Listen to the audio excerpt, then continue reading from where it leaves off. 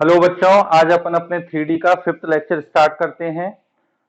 Last lecture में अपन ने शायद स्ट्रेट लाइन के बारे में पढ़ा था, है ना। स्ट्रेट लाइन स्टार्ट ही किया था अपन ने, और स्ट्रेट लाइन में अपन ने क्या पढ़ा था कि स्ट्रेट लाइन की इक्वेशन किस तरीके से निकालते हैं। तो उसमें अपन ने दो फॉर्म पढ़ी थी। एक फॉर्म तो क्या पढ़ी थी कि यदि अपन को लाइन के ds पता हो और उस लाइन पर एक पॉइंट पता हो तो अपन लाइन की इक्वेशन निकाल सकते हैं, या फिर एक लाइन की इक्वेशन निकालनी है जो दो गिवन पॉइंट से पास हो रही है तो अपन लाइन की इक्वेशन निकाल सकते हैं। इनमें भी अपन ने दो फॉर्म पढ़ी थी, एक पढ़ी थी अपन ने कार्टेशियन फॉर्म और एक अपन ने पढ़ी थी कौन सी, वेक्टर फॉर्म। इसके बाद अपन ने पढ़ा था angle between the two lines और कुछ अपन ने पढ़ा था जनरल पॉइंट्स के बारे में। तो आज अपन पहले कुछ क्वेश्चंस करते हैं, है ना, जिससे आपको पिछले चैप्टर जो लेक्चर है उसका एक बार रिवीजन टाइप हो जाएगा। उसके बाद अपन आगे की थ्योरी स्टार्ट करेंगे। तो चलिए क्वेश्चन देखते हैं अपन। अगर आपने 4th लेक्चर अच्छे से पढ़ लिया है तो पहले आप क्या करिएगा, क्वेश्चन लिखने के बाद वीडियो को पॉज करके खुद ट्राई करिए, और नहीं आए तब आप सॉल्यूशन देखिए। तो पहला क्वेश्चन अपने पास है, find the Cartesian equation of the line which passes through the point -2 4 -5। अपन को लाइन की कार्टेशियन इक्वेशन निकालनी है, कार्टेशियन फॉर्म में इक्वेशन निकालनी है जो किस पॉइंट से पास हो रही है, -2 4 -5। इस पॉइंट से तो लाइन पास हो रही है, और line and parallel to the line, और किस लाइन के पैरेलल है, तो मान लो L1 एक लाइन दे रखी है, क्या, x plus 3 whole upon 3, this is equal to y minus 4 upon 5, this is equal to z plus 8 whole upon 6। हमें एक लाइन की इक्वेशन निकालनी है जो इस पॉइंट से पास हो रही है और इस लाइन के पैरेलल है। सिंपल सा क्वेश्चन है। देखो, लाइन की इक्वेशन निकालने के लिए अपन को dr चाहिए होते हैं और पॉइंट चाहिए होता है, तो पॉइंट तो अपने पास रेडी है। अब dr अपन को किस इंफॉर्मेशन से मिल जाएंगे, इस इंफॉर्मेशन से। देखो, अपन को मान लो जिस लाइन की इक्वेशन निकालनी है वो लाइन है L, और ये जो लाइन है वो दी गई लाइन L1 के क्या है, पैरेलल है। L1 के dr अपन बता सकते हैं, तो L1 के dr क्या होंगे अपने पास, 3 5 6, ये होंगे किसके dr, L1 के। अब L के dr अपन को निकालने हैं, तो L जब L1 के पैरेलल है तो दोनों के dr सेम होंगे या नहीं। दो पैरेलल लाइंस अगर हैं तो दोनों के dr क्या होते हैं, सेम होते हैं, या प्रोपोर्शन में भी बोल सकते हो। तो अपन क्या बोलेंगे, 3 5 और 6। तो इसका मतलब L लाइन के dr भी क्या होंगे, 3 5 एंड 6।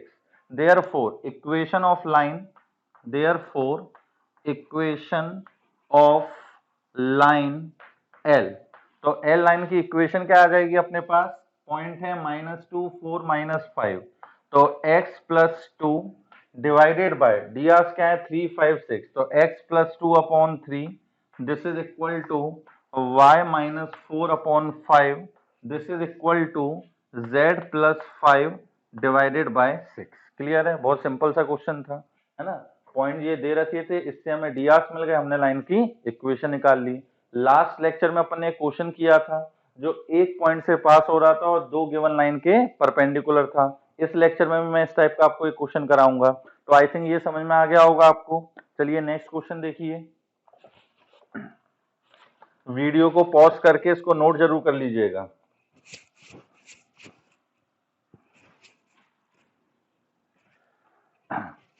अब नेक्स्ट अपना क्वेश्चन है, प्रूव दैट। ये क्वेश्चन है ना, कंपटीशन में भी पूछा जा चुका है, ऑब्जेक्टिव में आया था क्या, प्रूव दैट द लाइन, क्या लाइन दे रखी है, x is equal to a y plus b, comma z is equal to c y plus t. एक लाइन तो ये दे रखी है, ठीक। इस लाइन को अपन बोल देते हैं क्या, L1, और दूसरी लाइन L2 अपन को क्या दे रखी है, x is equal to a1 y plus b1, comma z is equal to c1 y plus d1, ठीक। Are perpendicular if a1 plus c1 plus 1 equal to 0। ठीक, हमें ये प्रूव करना है कि यदि ये दोनों लाइन परपेंडिकुलर होंगी, है ना, तो अपन ये प्रूव कर सकते हैं एक तरीके से कि ये कंडीशन होगी। ये इसमें तो बोला क्या गया है कि अगर ऐसा है तो प्रूव करो ये दोनों लाइन परपेंडिकुलर होंगी। अपन इसका रिवर्स प्रूव करते हैं। क्या, अपन मान लेते हैं कि ये दोनों लाइन परपेंडिकुलर हैं और इस कंडीशन को अपन प्रूव कर देते हैं, है ना। ऑब्जेक्टिव में जब क्वेश्चन आया था तो इसकी वैल्यू पूछी थी कि a1 प्लस c1 की वैल्यू क्या होगी, है ना। ऑब्जेक्टिव में इस तरीके से आया था। अब अपन सबसे पहले तो लाइन को प्रॉपर फॉर्म में अरेंज करें।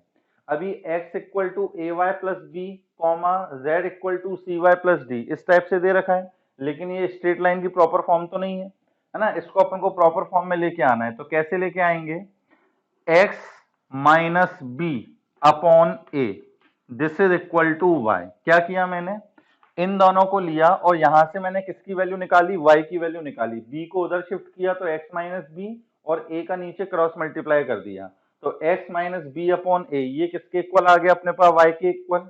ठीक, यहां से कॉमा, यहां से अगर y की वैल्यू निकालोगे तो d को यहां शिफ्ट करो तो z माइनस का d और c को क्रॉस मल्टीप्लाई करो तो divided by c this is equal to y।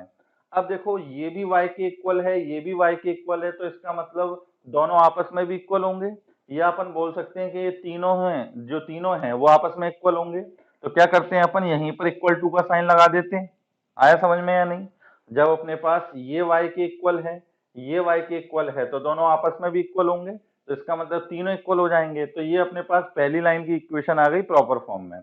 अब इसको अगर अपन देखें तो इसके dr क्या होंगे, क्योंकि अगर एंगल की बात कर रहा है तो अपन को dr से मतलब होता है, अपन को इन पॉइंट से मतलब नहीं होता जिनसे वो पास हो रही है, अपन को किससे मतलब होता है? dr से। तो अब अपन बोल सकते हैं therefore drs of line L1, L1 के drs क्या आएंगे अपने पास? a, 1, c। क्लियर है ये चीज? a, 1, c, ये L1 के drs आ गए। नाउ अब L2 लाइन को भी इसी तरीके से अपन अरेंज करते हैं। तो L2 लाइन के लिए भी देखो, यहां पर अपन y की वैल्यू निकालेंगे इन दोनों को लेकर, और इन दोनों को लेकर भी y की वैल्यू निकालोगे। b1 को अपन ने यहां शिफ्ट किया तो क्या आएगा? x minus b1 divided by कितना? a1। ये किसके इक्वल आएगा? y के इक्वल। और जब यहां से y की वैल्यू निकालोगे तो क्या आएगी अपने पास? z माइनस का d1 होल अपॉन c1। तो ये अपने पास कौन सी लाइन आ गई? L2 लाइन आ गई। ये कौन सी लाइन आ गई? L2 लाइन आ गई। अब इसके अगर drs की बात करें तो इसके drs क्या होंगे? therefore drs ऑफ L2, तो L2 के drs क्या आएंगे अपने पास? a1, यहाँ पे c1 आएगा, a1, 1, c1 ये आ जाएगा, कोई दिक्कत तो नहीं है। Since L1 and L2 are, ये कैसे हैं? परपेंडिकुलर, तो अपन क्या बोल सकते हैं? देयरफॉर जब दो लाइन परपेंडिकुलर होती हैं तो क्या कंडीशन? उनके drs के प्रोडक्ट का सम 0। तो इसका मतलब a1 a2 plus b1 b2 plus c1 c2 equal to 0। तो क्या आ जाएगा? a into a1 plus 1 into 1 मतलब 1 plus c into c1 this is equal to 0। यही अपन को प्रूव करना था। क्लियर है बच्चों ये चीज? चलिए नेक्स्ट क्वेश्चन देखते हैं। वीडियो को पॉज करके साथ साथ इसको लिखते जरूर जाएं। जब तक आपके प्रॉपर नोट्स नहीं बनेंगे तब तक कोई फायदा नहीं है, क्योंकि लास्ट में जब आपको रिवीजन करना होगा तो आप अपने नोट्स से ही रिवीजन करेंगे, पूरी बुक लेके नहीं बैठेंगे। अब नेक्स्ट क्वेश्चन अपने पास है थर्ड। ये अपन इस टाइप का क्वेश्चन लास्ट लेक्चर में भी कर चुके हैं। Determine the equation of line passing through the point 1, 2, -4। एक लाइन की इक्वेशन निकालनी है जो 1, 2, -4 से पास हो रही है। ठीक, and perpendicular to the two lines, and perpendicular to the two lines. जो अपने पास लाइन है वो दी गई लाइंस के परपेंडिकुलर है। तो पहली लाइन क्या दे रखी है? x minus 8 upon 8 this is equal to y plus 19 upon minus का 16 this is equal to z minus का 10 होल अपॉन 7। क्लियर है ये चीज? और दूसरी लाइन अपन को क्या दे रखी है? x minus 15 upon 3 this is equal to y minus 29 upon 8 this is equal to z minus 5 upon minus का 5। ठीक है ना, ये 8 लिखा हुआ है। अपन को एक लाइन की इक्वेशन निकालनी है जो इस P पॉइंट से पास हो रही है और इस लाइन L1 और L2 के परपेंडिकुलर है। क्लियर है ये चीज? फिर इसमें वही चीज, लाइन के पॉइंट, लाइन निकालने के लिए अपन को पॉइंट चाहिए और दिया। हमेशा दिमाग में रट लो ये चीज कि जब भी इस 3D में लाइन की इक्वेशन निकालनी है तो हमें एक पॉइंट पता लग जाए और उसके डियास पता लग जाए, या फिर दो पॉइंट पता लग जाए, है ना। 2D में भी अपन ये ऐसे याद करते हैं कि यदि अपन को 2D में किसी स्ट्रेट लाइन की इक्वेशन निकालनी है तो एक पॉइंट और लाइन का स्लोप पता लग जाए या फिर दो पॉइंट पता लग जाए। तो अब इसमें अपन क्या करते हैं, पॉइंट तो पता ही है, अपन लाइन के डियास क्या मान लेते हैं, A B C. Let DRs of required line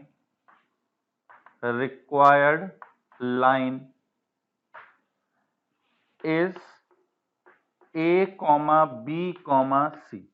जिस लाइन की इक्वेशन हमें निकालनी है उसके डीआर क्या हो गए अपने पास, ए कॉमा बी कॉमा सी। अब ये जो लाइन है वो L1 के भी परपेंडिकुलर है और L2 के भी परपेंडिकुलर है।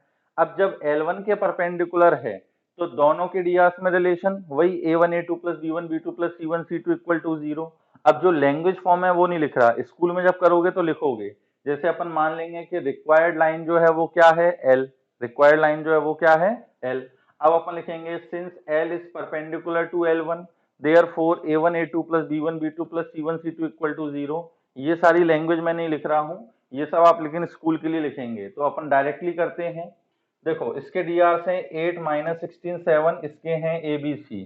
तो जब दोनों परपेंडिकुलर हैं तो क्या रिलेशन आएगी, 8a माइनस का 16b प्लस का 7c this is equal to 0। ये पहली इक्वेशन बन गई अपने पास। ठीक, अब दूसरी इक्वेशन कहां से बनेगी कि जो ये रिक्वायर्ड लाइन है वो L2 के भी परपेंडिकुलर है। तो इसके लिए भी अब क्या कंडीशन लिखेंगे, 3a प्लस का 8b माइनस का 5c this is equal to कितना, 0। Equation second. क्लियर है यहां तक? अब अपन क्या करते थे, जब भी एबीसी में ऐसी दो इक्वेशन बन जाती हैं फिर अपन क्या करेंगे, इनमें क्रॉस मल्टीप्लिकेशन मेथड लगाएंगे। मतलब कैसे, a डिवाइडेड बाय, तो a के नीचे क्या आएगा इसको छुपा लेते हैं, माइनस 16 इंटू माइनस 5 कितना 80 माइनस 8 इंटू 7 कितना 56 this is equal to minus b upon, अब b की टर्म छुपा लो, तो 8 इंटू माइनस 5 कितना माइनस का 40, फिर माइनस 3 इंटू 7 कितना माइनस का 21 this is equal to c upon, अब c की टर्म छुपा लेंगे, 8 इंटू 8 64 प्लस, प्लस क्यों आएगा क्योंकि 3 इंटू माइनस 16 करेंगे तो माइनस आएगा और एक माइनस पहले से तो माइनस माइनस प्लस। 16 3 जा कितना अपने पास 48। क्लियर है ये चीज? अब इसको सॉल्व कर लो तो ये आ गया अपने पास 8 अपॉन 80 माइनस 56 करोगे तो शायद 24, है ना। This is equal to minus b upon minus का 61, माइनस माइनस कैंसिल तो बी अपॉन कितना आ जाएगा 61 this is equal to c upon 4 plus 8 12 और 60 प्लस 40 100, तो ये आ गया 112। अब ये किसी कॉमन नंबर से डिवाइड हो रहे हैं क्या, मुझे तो अभी नहीं दिख रहे हैं कॉमन नंबर से डिवाइड हो रहे हैं, तो डिवाइड कर लेना। अपन इन्हीं को मान लेते हैं क्या, डीआर, इन्हीं को क्या मान लेते हैं अपन, डीआर मान लेते हैं। तो therefore DR of required line, क्या लिखेंगे, रिक्वायर्ड लाइन के डीआर 24, 61, 112। क्लियर है ये चीज? अब अपन को डीआर पता लग गए, पॉइंट पता लग गया, तो therefore equation of required line क्या लिखेंगे अपन, x minus 1 upon 24 this is equal to y minus 2 upon 61 this is equal to z plus का 4 अपॉन 112। क्लियर है ये चीज, है ना। इस टाइप का क्वेश्चन बोर्ड वगैरह में पूछा जाता है, पॉइंट दे देगा, दो लाइन दे देगा और बोल देगा दोनों के परपेंडिकुलर है और इस पॉइंट से पास हो रही है तो लाइन की इक्वेशन निकालो। ठीक है, तो आई थिंक आपको यहाँ तक तो सारे क्वेश्चन समझ में आ गए होंगे। मैं आपको डिस्क्रिप्शन में लिंक दूंगा, है ना, आपको सेंड करूंगा, तो जिससे आप इससे रिलेटेड क्वेश्चन की प्रैक्टिस कर सकते हैं। चलिए अब अपन आगे का टॉपिक पढ़ते हैं।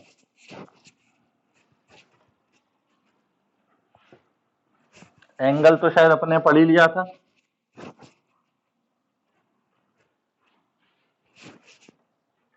अब नेक्स्ट अपने पास टॉपिक है intersection of the two line, है ना।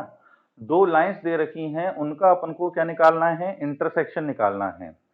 2D के अंदर तो बड़ा सिंपल होता है, जैसे मान लो दो लाइन दे रखी है अपन को 3x minus 2y plus 4 equal to 0 और एक दे रखी है मान लो x plus y minus 1 equal to 0। बोला इनका पॉइंट ऑफ इंटरसेक्शन निकालो, तो अपन क्या करते थे, दोनों इक्वेशन को सॉल्व करके x और y की वैल्यू निकालते थे। तो जो x और y की वैल्यू आती है वही क्या कहलाता है, पॉइंट ऑफ इंटरसेक्शन। लेकिन 3D में इस तरीके से सॉल्व नहीं करेंगे, है ना। 3D में थोड़ा सा अलग तरीका होता है। intersection of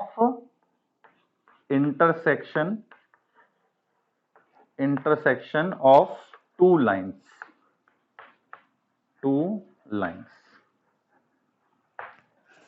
एक चीज और इसमें जानने वाली बात है, क्या, जैसे 2 डायमेंशन स्पेस में या 2D प्लेन में अपन बोले, स्पेस नहीं, 2 डायमेंशन प्लेन की अगर बात करें, अगर लाइंस पैरेलल हैं, अगर लाइंस कैसी हैं, पैरेलल हैं, तो अपने पास ये कभी इंटरसेक्ट करेंगी क्या, कभी भी नहीं। 2D में या अपन इस ब्लैक बोर्ड की बात करें, अगर दो लाइन पैरेलल हैं तो ये कभी इंटरसेक्ट नहीं करेंगी। अगर ये लाइन नॉन पैरेलल है तो 100% इंटरसेक्ट करेंगी। मान लो ऐसी लाइन हो गई, है ना, तो ये कहीं ना कहीं जाके आगे इंटरसेक्ट करेंगी।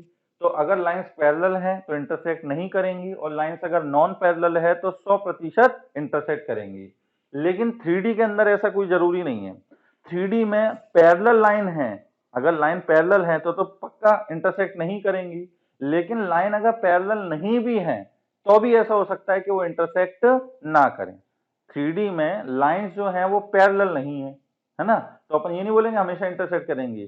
पैरेलल नहीं है, इंटरसेक्ट कर भी सकती है और नहीं भी कर सकती। क्लियर है ये चीज। मान लो एक लाइन ऐसी हो, एक लाइन ऐसी हो, अब ये दोनों लाइन पैरेलल तो नहीं दिख रही है आपको, आपको ये दोनों लाइन पैरेलल तो नहीं दिख रही है, लेकिन ये कभी इंटरसेक्ट करेगी नहीं, क्योंकि एक लाइन इधर जा रही है, एक ऐसे में जा रही है, तो ये कभी इंटरसेक्ट नहीं करेंगी। ऐसी लाइनों को अपन बोलते हैं स्क्यू लाइंस। ये अपन आगे पढ़ेंगे, शॉर्टेज डिस्टेंस जब पढ़ेंगे, आज के लेक्चर में आएगा ये, कि दो ऐसी लाइन जो कि पैरेलल भी नहीं है और इंटरसेक्ट भी नहीं कर रही, उनको अपन बोलते हैं क्या, स्क्यू लाइन। ठीक है ना। तो अपन को अगर 3D में दो लाइन दे रखी है और देखा वो पैरेलल नहीं है, तो जरूरी नहीं है वो इंटरसेक्ट करे, है ना, जरूरी नहीं है वो इंटरसेक्ट करे। इंटरसेक्ट कर रही होगी तो पॉइंट ऑफ इंटरसेक्शन निकलेंगे, और इंटरसेक्ट नहीं कर रही होगी तो पॉइंट ऑफ इंटरसेक्शन आएंगे ही नहीं। तो जो अपन तरीका पढ़ने वाले हैं उससे ये भी पता लग जाएगा कि लाइन जो है वो एक्चुअल में इंटरसेक्ट कर भी रही है या नहीं कर रही, और अगर कर रही है तो पॉइंट ऑफ इंटरसेक्शन क्या है। क्लियर है ये चीज। इसको अपन जनरल इक्वेशन ना लेके क्वेश्चन ले लेते हैं। जैसे एक इसको एग्जाम्पल से आप समझो, क्या करते हैं इसके लिए अपन, मान लो एक लाइन अपन को दे रखी है x minus 1/2, this is equal to y minus 2/3, this is equal to z minus 3/4। ठीक। दूसरी लाइन की इक्वेशन अपन को दे रखी है x minus 4/5, this is equal to y minus 1/2, this is equal to z। ठीक है। अब इसमें अपन को पता करना है कि ये दोनों लाइन जो है वो इंटरसेक्ट कर भी रही हैं या नहीं कर रही, और अगर इंटरसेक्ट कर रही हैं तो इनका पॉइंट ऑफ इंटरसेक्शन क्या है, अगर इंटरसेक्ट कर रही हैं तो इनका पॉइंट ऑफ इंटरसेक्शन क्या है। अब क्या लॉजिक लगाएंगे अपन इसमें, देखो, जैसे मान लो एक लाइन अपने पास ये है और एक लाइन अपने पास ये है। शुरू में अपन ये मान के चल रहे हैं कि लाइन इंटरसेक्ट कर रही है, शुरू में अपन ये मान के चल रहे हैं कि लाइन जो है वो क्या कर रही है, इंटरसेक्ट कर रही है। तो जैसे ये जो P है, ये है दोनों लाइनों का पॉइंट ऑफ इंटरसेक्शन। अब ये जो P कोऑर्डिनेट है वो अपन L1 लाइन के रिस्पेक्ट में भी निकालेंगे और L2 लाइन के रिस्पेक्ट में भी निकालेंगे। अब L1 लाइन के रिस्पेक्ट में मतलब क्या हुआ, अपन L1 पे जनरल पॉइंट निकालेंगे। जनरल पॉइंट याद है अपने लास्ट लेक्चर में पढ़ा था, इसको लैम्डा के इक्वल या किसी भी कांस्टेंट के इक्वल रखकर एक्स वाई जेड की वैल्यू निकालते थे। तो अपन P के कोऑर्डिनेट L1 पे जनरल कोऑर्डिनेट निकालेंगे, मान लेंगे वो P के कोऑर्डिनेट है। सिमिलरली L2 पे भी अपन क्या निकालेंगे, जनरल कोऑर्डिनेट निकालेंगे और मान लेंगे वो P के कोऑर्डिनेट है। तो देखो, general point on R1, general point on R1, general point on R1, sorry L1, L1 पे अपन जनरल पॉइंट निकाले। तो मान लो इसको मैंने a के इक्वल रखा, इसको मैंने किसके इक्वल रखा, a के इक्वल। अब x माइनस 1/2 को जब a के इक्वल रखोगे तो x की वैल्यू कितनी आएगी अपने पास, 2a प्लस 1, y की वैल्यू क्या निकल के आएगी, 3a प्लस 2, और z की वैल्यू क्या निकल के आएगी, 4a प्लस का 3। ये अपने पास एक्स वाई जेड की वैल्यू निकल के आ गई, ये अपने पास एक्स वाई जेड की वैल्यू निकल के आ गई, ठीक है कि नहीं है। अब ये जो पॉइंट है 2a plus 1, 3a plus 2 and 4a plus 3, ये L1 लाइन पर कहीं भी हो सकते हैं, जनरल पॉइंट है ना ये L1 लाइन के जनरल पॉइंट है, तो ये L1 लाइन पर कहीं भी हो सकते हैं। तो अपन मान लेते हैं कि ये जो पॉइंट निकल के आए हैं वो किसके हैं, P पॉइंट के। Let it is a coordinate of P। Clear है ये चीज। सिमिलरली अगर अपन L2 लाइन के रिस्पेक्ट में निकालें तो L2 लाइन के रिस्पेक्ट में जनरल पॉइंट क्या आएंगे, यहाँ पे Z के नीचे कुछ नहीं लिखा, 1 मान लेंगे, और इसको अब अपन रख देते हैं किसके इक्वल, B के इक्वल। अब अपन जनरल पॉइंट निकालें तो x माइनस 4/5 को जब B के इक्वल रखोगे तो x की वैल्यू क्या निकल के आएगी, 5b प्लस 4, y की वैल्यू निकल के आएगी 2b प्लस 1, और z की वैल्यू क्या निकल के आएगी, b। क्लियर है ये चीज। ये जो पॉइंट निकल के आए हैं कौन से, 5b plus 4, 2b plus 1 and b, ये किस पर जनरल पॉइंट है अपने पास, L2 पर। ये किस पर जनरल पॉइंट है, L2 पर। ठीक, मतलब ये पॉइंट L2 लाइन पर कहीं भी हो सकते हैं। तो अब अपन मान लेते हैं कि ये भी जो है किसको रिप्रेजेंट कर रहे हैं, कोऑर्डिनेट ऑफ P। ये भी कोऑर्डिनेट ऑफ P और ये भी कोऑर्डिनेट ऑफ P। अब जब दोनों ही कोऑर्डिनेट ऑफ P को रिप्रेजेंट कर रहे हैं, इसका मतलब दोनों का x कोऑर्डिनेट भी इक्वल होगा, दोनों का y कोऑर्डिनेट भी इक्वल होगा, दोनों का z कोऑर्डिनेट भी इक्वल होगा। आ रही है बात समझ में।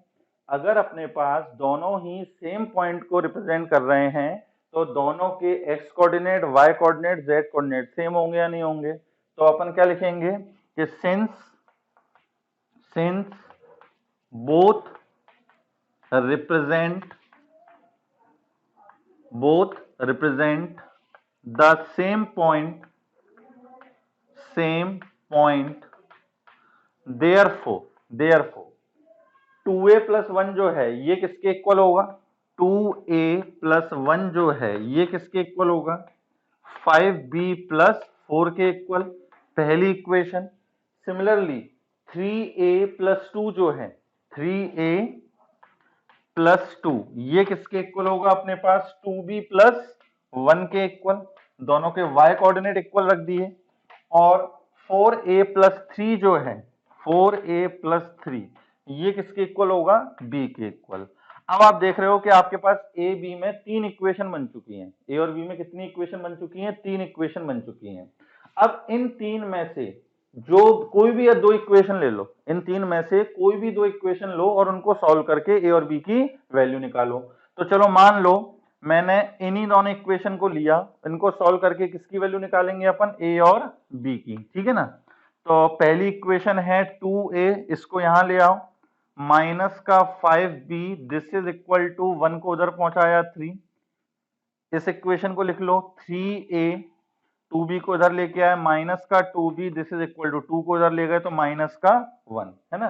यहाँ पे a का कोफिशिएंट 2 है, यहाँ पे 3 है, तो अपन क्या करते हैं, ऊपर वाली इक्वेशन में तो 3 का मल्टीप्लाई कर लेते हैं और नीचे वाले में 2 का मल्टीप्लाई कर लेते हैं। ये तो आपको सॉल्व करना आता होगा। तो क्या हो जा इक्वेशन क्या हो जाएगी, 6a माइनस का 15b, this is equal to 9, and 6a minus का 4b, this is equal to कितना, -2, माइनस प्लस प्लस।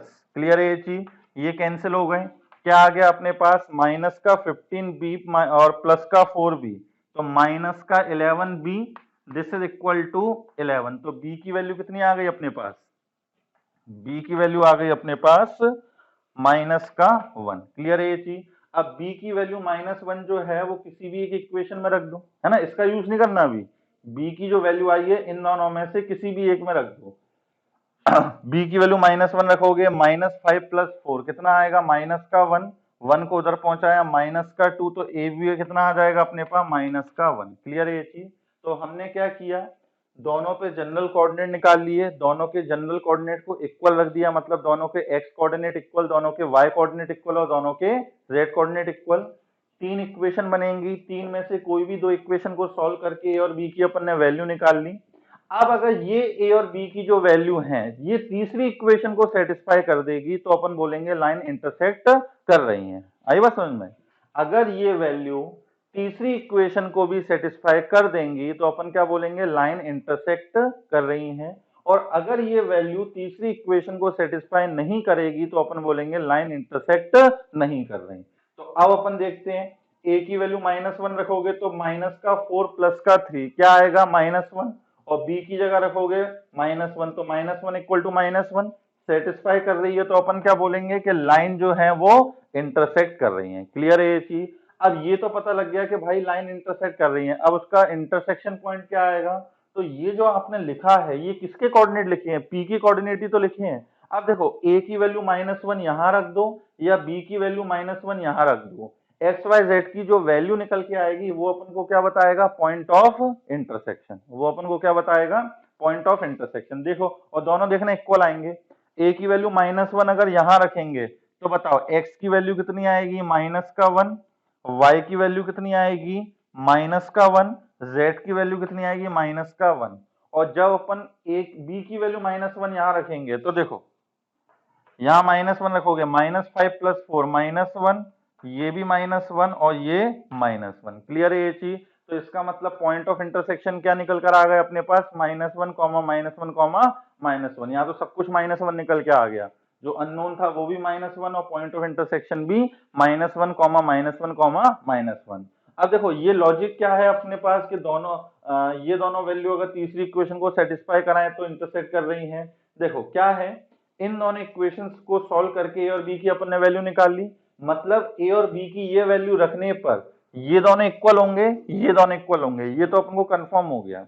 लेकिन अगर ये वैल्यू रखने पे ये दोनों इक्वल नहीं होते, ये दोनों इक्वल नहीं होते, मान लो यहां आ रहा होता -1, यहां आ रहा होता 4, तो देखो ये कोऑर्डिनेट क्या हो जाते, कोऑर्डिनेट क्या हो जाते हैं, मतलब L1 लाइन के रिस्पेक्ट में तो कोऑर्डिनेट हो जाते हैं -1, -1, -1 और L2 लाइन के रिस्पेक्ट में कोऑर्डिनेट हो जाते हैं -1, -1 और b की वैल्यू -1 रखने पे यहाँ पे मान लो 3 आ जाता तो ये हो जाते 3। तो इसका मतलब सेम पॉइंट का z कोऑर्डिनेट अलग हो सकता है क्या, नहीं हो सकता ना। तो इसलिए अपन बोलते हैं कि जो वैल्यू निकल के आई है वो वैल्यू अगर तीसरी इक्वेशन को भी सेटिस्फाई कर रही है, मतलब ये दोनों भी इक्वल हो जा रहे हैं, तो अपन बोलेंगे लाइन इंटरसेक्ट कर रही है। और अगर नहीं हो रहा तो अपन बोलेंगे लाइन इंटरसेक्ट नहीं कर रही। और अगर लाइन इंटरसेक्ट कर रही है तो पॉइंट ऑफ इंटरसेक्शन कैसे निकाले जाएंगे, जो अननोन की वैल्यू निकल के आई है तो अगर ए का यूज कर रहे हो तो इसमें रख दो, बी की वैल्यू रख रहे हो तो इसके अंदर रख दो। क्लियर है ये चीज, कोई दिक्कत तो नहीं है। तो इस क्वेश्चन को आप नोट करिए, फिर इसी से रिलेटेड मैं आपको एक क्वेश्चन और देता हूं, वीडियो को पॉज करके उसको करने की कोशिश करिए और मैं आपको उसका सिर्फ आंसर बताऊंगा। क्लियर है ये चीज? चलिए इसको नोट कर लीजिए।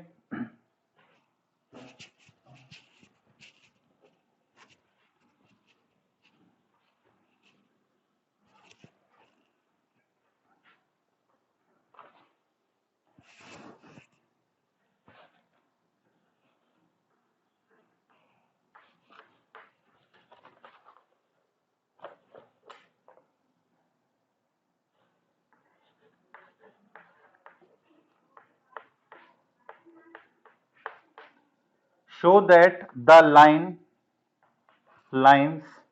मैं लाइंस की इक्वेशन वेक्टर फॉर्म में लिख रहा हूं, आप इसको कार्टेशियन फॉर्म में कन्वर्ट कर लीजिएगा। Lines are vector this is equal to i plus j minus का k plus lambda times 3i minus का जे। एंड दूसरी जो लाइन है वो है 4i माइनस का k plus mu times 2i plus का 3k। ठीक, show that the line this are intersect, also find the point of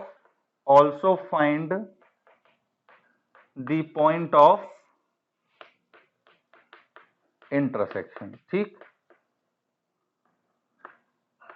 पहले तो अपन को प्रूव करना है कि इंटरसेक्ट कर रही हैं और फिर अपन को क्या निकालने हैं, इसके पॉइंट ऑफ इंटरसेक्शन। मैं आप वीडियो को आप पॉज करें और इसको करने की कोशिश करें, ठीक है ना।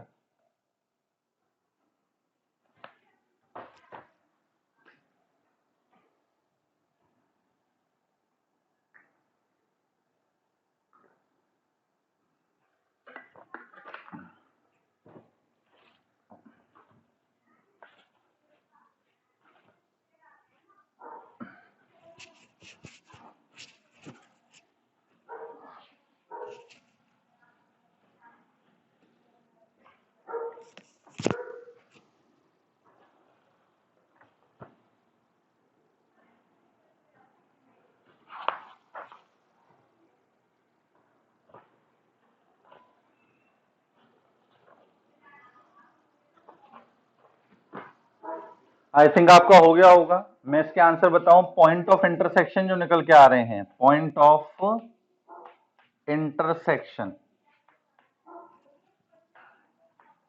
वो आ रहे हैं 4 0 -1, 4 0 माइनस का 1, ठीक है ना। आप निकाल के देखें इसको, एक बार और चेक कर लेता हूं मैं, 4 0 -1, ठीक, ये आ रहे हैं इसके पॉइंट ऑफ इंटरसेक्शन। अगर आपसे ना हुआ हो तो आप मुझे कमेंट सेक्शन में बताइएगा या मेरे व्हाट्सएप नंबर पे मुझे व्हाट्सएप करिएगा, मैं इसका सॉल्यूशन लिख के भेजूंगा। अगर आपकी कोई कैलकुलेशन मिस्टेक वगैरह हो रही है ना, करना क्या है, पहले इसको अपन कार्टेशियन फॉर्म में कन्वर्ट करेंगे। चलो मैं कार्टेशियन फॉर्म डायरेक्टली लिख रहा हूँ इसकी।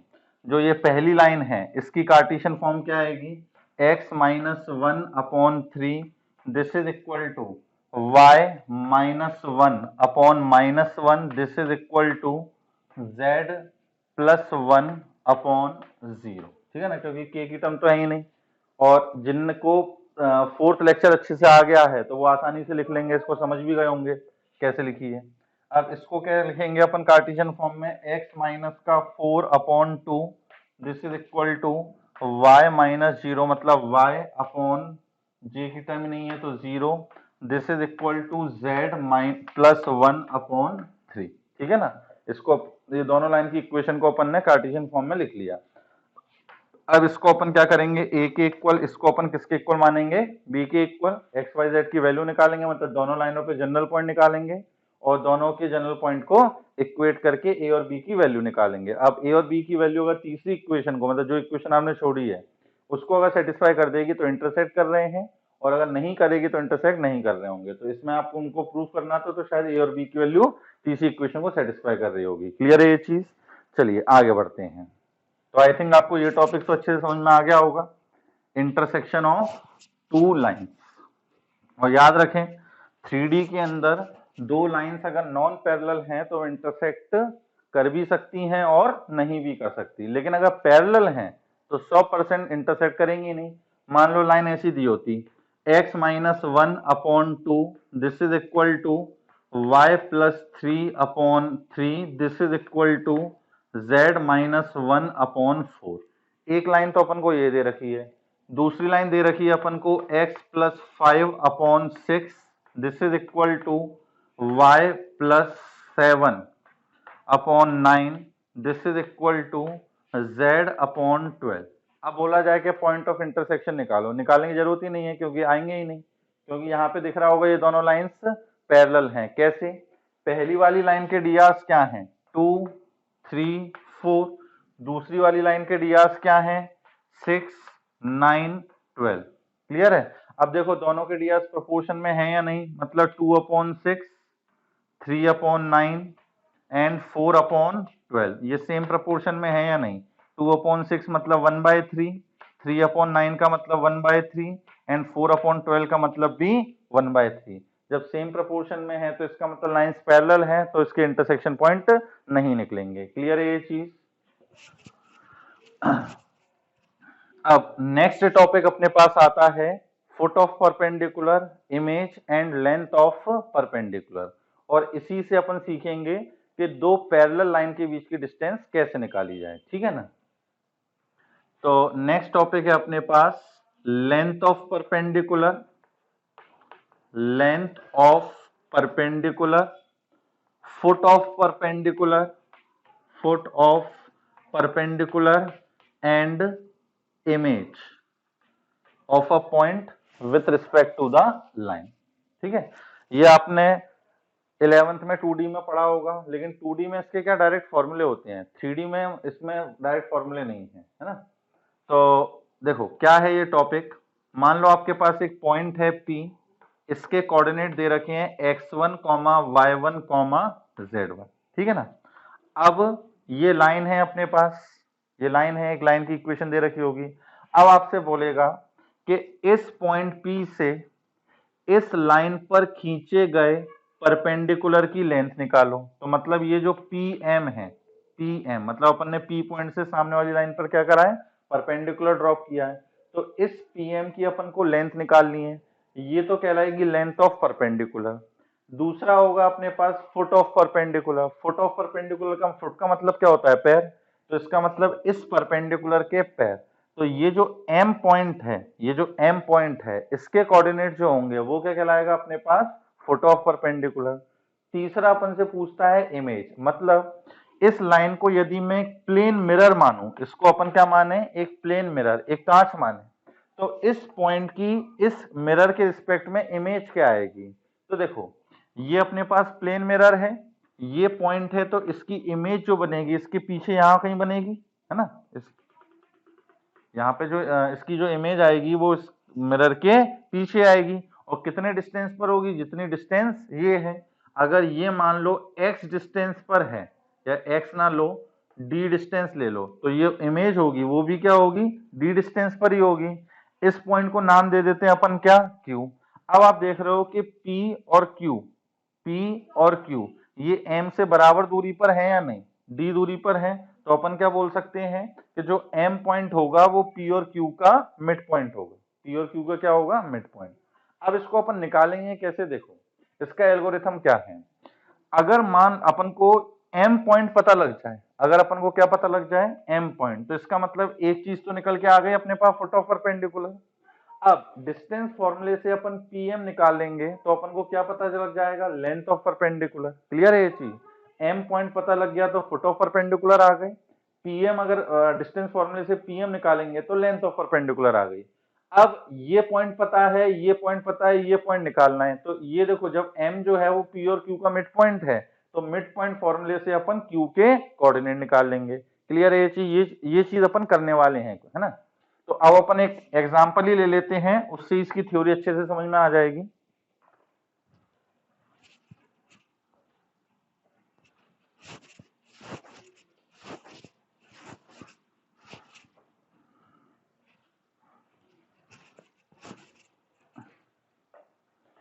इसी से रिलेटेड अपन एग्जांपल लेते हैं।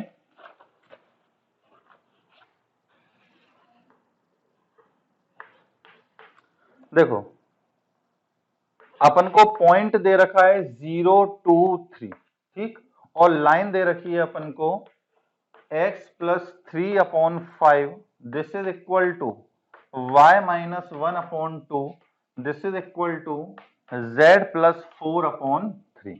अब इसमें अपन को तीनों चीजें निकालनी है। क्या क्या? Length of perpendicular, foot of perpendicular and image. ठीक, अब अपन क्या करेंगे? पहले तो अपन डायग्राम बना लेते हैं जिससे अच्छे से समझ में आता जाए। ये लाइन हो गई, और ये अपने पास पॉइंट हो गया। पॉइंट के कोऑर्डिनेट हैं 0, 2, 3। ठीक है ना? अब अपन ने क्या करा? इस P पॉइंट से इस लाइन पर परपेंडिकुलर ड्रॉप किया, तो ये M हो गया फुट ऑफ परपेंडिकुलर। क्लियर है ये चीज? अब लाइन की इक्वेशन क्या दे रखी है? x plus 3/5, this is equal to y minus 1/2, this is equal to z plus 4/3। Clear है? अब अपन को सबसे पहले m के कोऑर्डिनेट निकालने हैं, तो m जो पॉइंट है इस लाइन पर है, m जो कोऑर्डिनेट है वो दी गई लाइन पर है, तो क्यों ना हम इस लाइन पर क्या निकाल रहे हैं? General point. जनरल पॉइंट जो है बहुत इंपॉर्टेंट है ना? मैंने बताया, लास्ट लेक्चर में ही बताया था, ये जो length of perpendicular, foot of perpendicular है, ये सारी चीजें जनरल पॉइंट का कंसेप्ट यूज करके आएगा। तो हम क्या करते हैं? इस लाइन पर जनरल पॉइंट निकालते हैं। जनरल पॉइंट निकालने का तरीका, इसको अपन लैम्डा के इक्वल मान लें, इसको लैम्डा के इक्वल मान लिया, तो एक्स वाई जेड की वैल्यू क्या निकल के आएगी? एक्स वाई जेड की x plus 3/5 equal to lambda, then x equal to 5 lambda minus 3, 5 lambda minus 3, y की वैल्यू 2 lambda plus 1, और z की value 3 lambda minus 4, 3 lambda minus 4। Clear है ये चीज? अब देखो, ये अपने पास क्या आए हैं? इस लाइन पर जनरल पॉइंट निकल के आए हैं। अब इस लाइन पर जनरल पॉइंट है, मतलब इस लाइन पर कहीं भी हो सकते हैं। अब जब कहीं भी हो सकते हैं तो m के भी हो सकते हैं भाई, जब कहीं भी हो सकते हैं तो m के भी हो सकते हैं। तो अपन ने मान लिया कि ये किसको रिप्रेजेंट कर रहे हैं? m के कोऑर्डिनेट को। क्लियर है ये चीज? अब ये पॉइंट भी आ गए निकल के, और ये भी निकल के आ गया। अब इसमें क्या है? लैम्डा की वैल्यू अगर पता लग जाए तो एग्जैक्ट पॉइंट आ जाएंगे। अभी जो पॉइंट के कोऑर्डिनेट निकल के आए हैं वो लैम्डा के टर्म्स में आए हैं। लैम्डा अगर पता लग जाएगा तो अपन को एग्जैक्ट कोऑर्डिनेट पता लग जाएंगे। अब लैम्डा की वैल्यू निकालने के लिए क्या करें अपन? तो देखो, ये पी एम ठीक, अपन इस पीएम लाइन के डायरेक्शन रेशियो निकाल सकते हैं। अपन को ये पॉइंट भी पता और एम भी पता है, तो अपन इसके डीआर्स निकाल सकते हैं क्या? तो नाउ डीआर्स ऑफ किसके? पीएम के क्या आएंगे? एक में से दूसरे के कोऑर्डिनेट को माइनस करें अपन तो क्या आएगा? 5 लैम्डा माइनस 3 माइनस 0, मतलब 5 लैम्डा माइनस का 3, फिर 2 लैम्डा प्लस 1 और माइनस का 2, तो ये आ जाएगा अपने पास 2 लैम्डा प्लस 1 माइनस का 2, और तो माइनस 1 ही लिख देते हैं इसको अपन, और 3 लैम्डा माइनस 4 माइनस 3, तो ये हो गया 3 लैम्डा माइनस का 7। ये आ गए अपने पास क्या? पीएम के डीआर्स, मतलब इस लाइन के क्या निकल के आ गए? डीआर्स निकल के आ गए। अब डीआर्स निकाल लिए, अब क्या करें? तो देखो जो पीएम लाइन है वो इस दी गई लाइन के परपेंडिकुलर है या नहीं है? ये जो पीएम लाइन है वो इस दी गई लाइन के परपेंडिकुलर है या नहीं है? तो अब अपन क्या करेंगे कि दोनों लाइनें जब परपेंडिकुलर हैं तो दोनों के डीआर्स के प्रोडक्ट का सम क्या होगा? 0, since both lines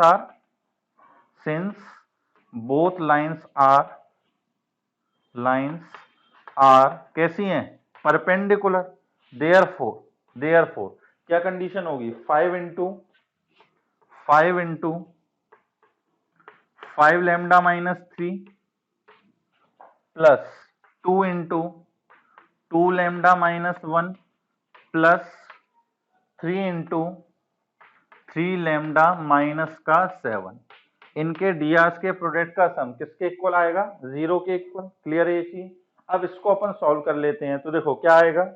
5 into 5 25 lambda यहाँ से, 2 इंटू 2 4 लैम्डा यहाँ से, और 9 लैम्डा यहाँ से, तो 25 प्लस 4 29 एंड 29 प्लस 9 38, तो ये आ गया 38 लैम्डा।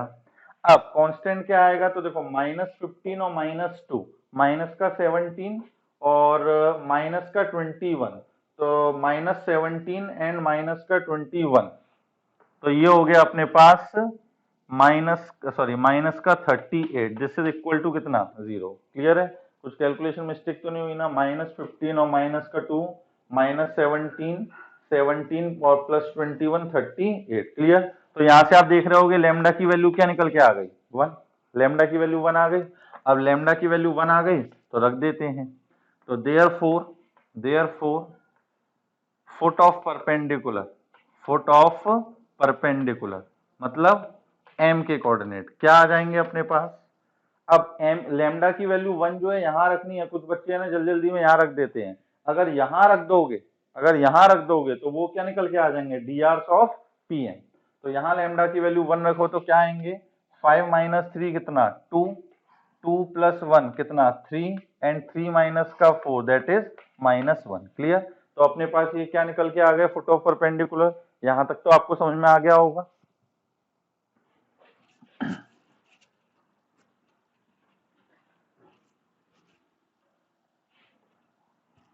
टू, 3 और -1, चलो इसको यहां लिख लेंगे। फुट ऑफ परपेंडिकुलर अपने पास क्या निकल के आ गए थे? m के कोऑर्डिनेट 2, 3 और माइनस का 1। ठीक है ना?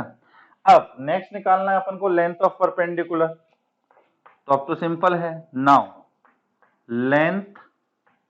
लेंथ ऑफ परपेंडिकुलर के लिए क्या करें? दोनों के बीच की डिस्टेंस निकाल दें। तो P और M के बीच की डिस्टेंस क्या आएगी? लेंथ ऑफ परपेंडिकुलर क्या है? PM। तो इनके बीच की डिस्टेंस क्या आएगी अपने पास? 2 माइनस 0 का स्क्वायर मतलब 4, 3 माइनस 2 का square that is 1, and -1 minus 3 का स्क्वायर दैट इज 16। तो लेंथ ऑफ परपेंडिकुलर आ गई अपने पास रूट के अंदर 21। क्लियर है? और तीसरी चीज अपने पास क्या बची है? इमेज। तीसरी चीज क्या बची है अपने पास? इमेज। अब इमेज कैसे निकाली जाए? तो देखो इमेज जो है वो अपनी नीचे बनेगी यहाँ पे कहीं पे, इसको बोल देते हैं अपन क्या? Q, और इसके कोऑर्डिनेट मान लेते हैं alpha, beta and gamma. Clear है ये चीज? अब ये जो M पॉइंट है ये इस इमेज से भी d डिस्टेंस पर होगा। अगर ये d डिस्टेंस है, ये अपने पास क्या है? ये √21, तो √21 ये है तो ये भी √21 होगा, क्योंकि अपनी जो मिरर में इमेज बनती है, अपन मिरर से जितनी दूर होते हैं तो अपनी इमेज भी उतनी डिस्टेंस पे पीछे बनती है ना? ये चीज आपने फिजिक्स में पढ़ी होगी। तो अब देखो ये मान लिए अल्फा, बीटा, गामा, m के कोऑर्डिनेट क्या निकल के आए हैं 2 3 एंड -1। तो अपन को ये पता है, ये पता है, ये निकालना है। तो देखो m जो है p और q का मिड पॉइंट है, तो कैसे निकालेंगे, alpha plus 0/2 equal to 2, alpha plus 0/2 this is equal to 2, है ना। y कोऑर्डिनेट के लिए बीटा प्लस 2/2, बीटा प्लस 2/2, ये किसके इक्वल आएगा अपने पास 3 के इक्वल, एंड गामा प्लस 3/2, ये किसके इक्वल आएगा अपने पास -1 के इक्वल, ठीक है ना। यहां से किसकी वैल्यू आ जाएंगी, अल्फा बीटा गामा, तो अल्फा की वैल्यू आ जाएगी कितनी 4, बीटा की वैल्यू क्या आ जाएगी अपने पास 6 - 2 4, और गामा की वैल्यू आ जाएगी -2 - 3 दैट इज -5। क्लियर है। तो अब अपन बोल सकते हैं कि देयरफॉर इमेज क्या होंगी, इमेज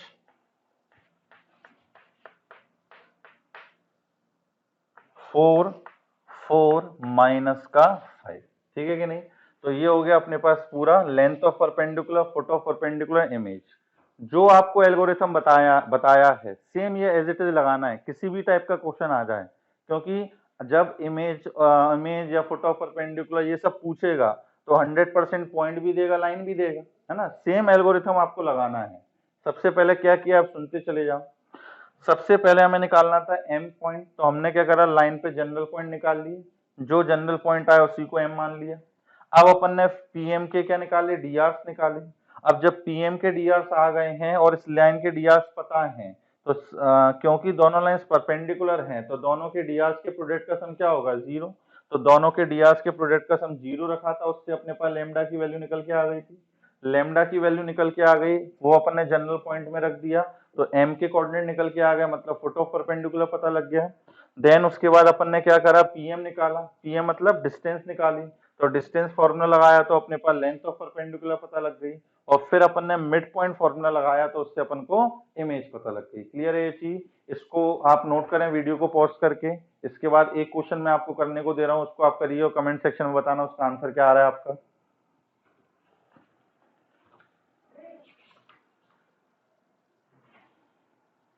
अब इसके अंदर एक चीज और पूछ लेते हैं, है ना, एक चीज और पूछ लेते हैं, इक्वेशन ऑफ परपेंडिकुलर। जैसे मान लो ये P पॉइंट था, इसके कोऑर्डिनेट क्या थे 0 2 3। अब वो पूछ लेगा कि इस परपेंडिकुलर की इक्वेशन बताओ, तो ये भी बहुत सिंपल है, ये एक लाइन ही होगी। अब इस लाइन की इक्वेशन निकालने के लिए पॉइंट चाहिए और डी आर चाहिए, तो पॉइंट तो ये है और डी आर अपन निकाली थे, डी आर अपन निकाले थे ना, पी में से एम में से इसके कोऑर्डिनेट को माइनस करके वो लेमडा के टर्म्स में आए थे, तो लेमडा की वैल्यू रख देंगे तो डी आर पता लग जाएंगे, वो डी आर पता लग जाएंगे, तो अपने पास इस परपेंडिकुलर की इक्वेशन भी पता लग जाएगी। तो चार चीजें हो गई पूछने को, क्या क्या, length of perpendicular, foot of perpendicular, image and the equation of perpendicular, ठीक है ना। अब एक क्वेश्चन दे रहा हूं आपको, उसको करिए आप, और उस क्वेश्चन में ये चारों चीज निकालनी है।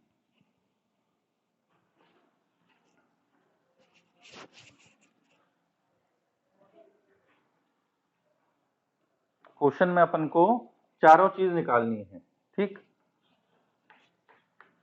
पॉइंट दे रखा है 1 0 0, और लाइन की इक्वेशन दे रखी है x - 1/2 this is equal to y + 1/-3 this is equal to z + 10/8। ठीक, इसके अंदर आपको सारी चीजें निकालनी है। वीडियो को पॉज करें और इसकी करने की कोशिश करें।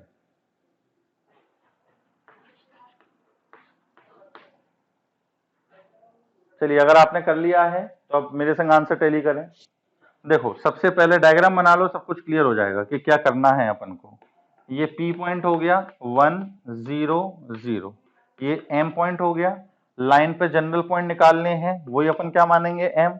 तो बताओ M के कोऑर्डिनेट क्या आएंगे, इसको अपन क्या करते हैं लेमडा के इक्वल रखते हैं, तो x की वैल्यू आएगी 2 lambda plus 1, 2 lambda plus 1, y की value 3 lambda minus 1, sorry minus का 3 लैम्डा माइनस 1, और z की वैल्यू 8 लैम्डा माइनस का 10, 8 लैम्डा माइनस का 10।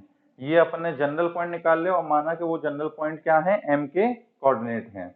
अब इसके बाद क्या करेंगे अपन, पीएम के डीआर्स निकालेंगे। Now DRs of PM, now DRs of PM. अब पीएम के डीआर्स निकालोगे कैसे, इसमें से माइनस करते हैं तो 2 लैम्डा प्लस 1 माइनस 1, तो क्या बचेगा 2 लैम्डा, फिर माइनस 3 लैम्डा माइनस 1 माइनस 0, तो माइनस 3 लैम्डा माइनस 1, और 8 लैम्डा माइनस 10 माइनस 0, तो 8 लैम्डा माइनस का 10। ये अपने पास पीएम के डीआर्स आ गए, ये भी अपन को काम आएंगे डीआर्स इसकी इक्वेशन निकालने के लिए। अब इसके डीआर्स पता लग गए, इसके डीआर्स क्या है 2 माइनस 3 और 8, तो इनके प्रोडक्ट का सम क्या होगा 0, क्यों, क्योंकि ये 90 डिग्री पर है। तो नाउ इसके डीआर्स क्या है 2 माइनस 3 और 8, 2 इंटू 2 लैम्डा प्लस 1,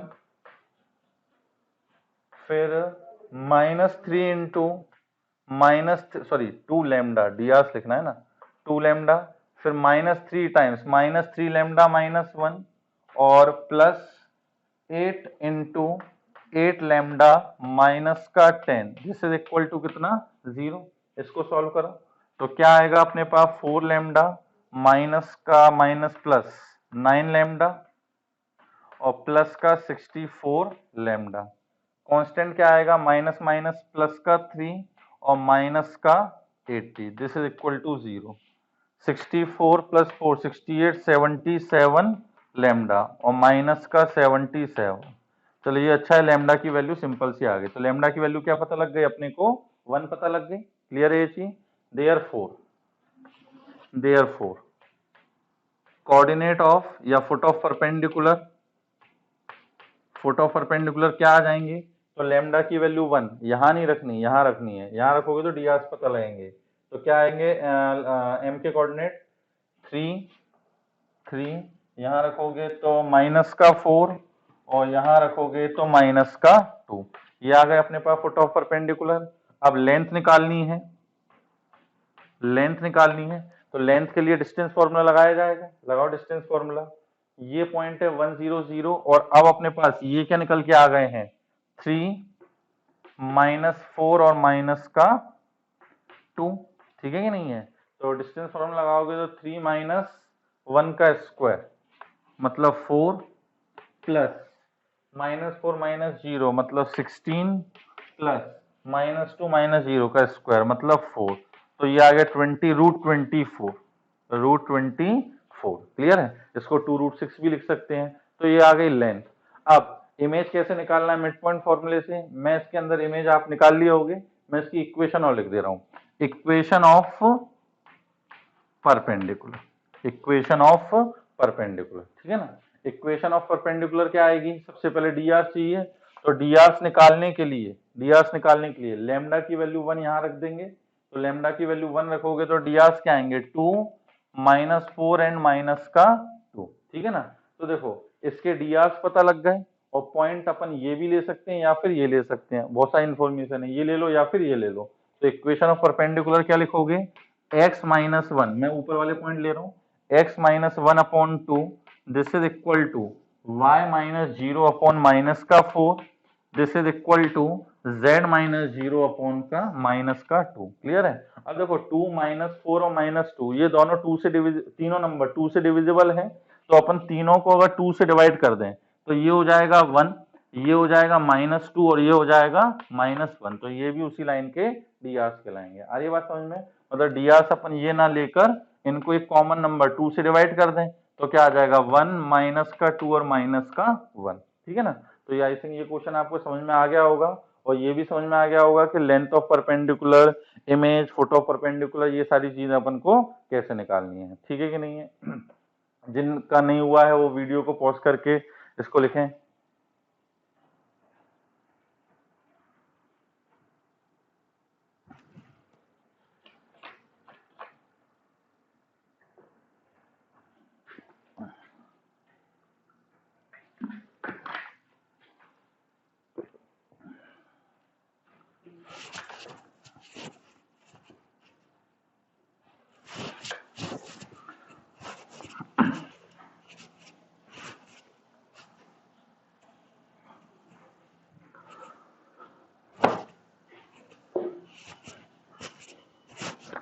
अब दूसरे अध्याय का लास्ट टॉपिक जो आता है अपने पास, मतलब स्ट्रेट लाइन जो है उसका लास्ट टॉपिक, वो है अपने पास shortest distance between two lines. Shortest distance between two lines, है ना। Shortest distance between two lines.